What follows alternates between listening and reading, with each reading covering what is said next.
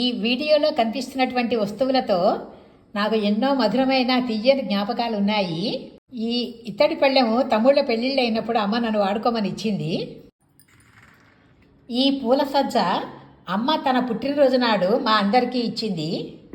తరువాత దేవుడికి పూజ చేసుకునేటప్పుడు హారతి ఇచ్చుకోమ్మా ఈ పళ్ళెంలో అంటూ నాకు ఈ చిన్న ఇత్తడి పళ్ళెం ఒకటి ఇచ్చింది అమ్మ.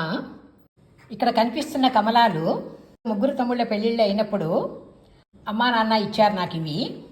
ఇందులో పసుపు, కుంకుమ, గంధము పెట్టుకున్నాను. ఈ కమలం నాన్నగారు రిటైర్ అయినప్పుడు తన రిటైర్మెంట్ గుర్తుగా ఇచ్చారు. దీనిలో అక్షంతలు పెట్టుకున్నాను. ఈ పన్నీరు పుట్టి కూడా అమ్మ పూజ చేసుకునేటప్పుడు వాడుకోమని చెప్పి నాకు ఇచ్చింది. ఇలా ఈ ప్రతి వస్తువుతో కూడా నాకు ఎన్నో తీయని జ్ఞాపకాలు ఉన్నాయి.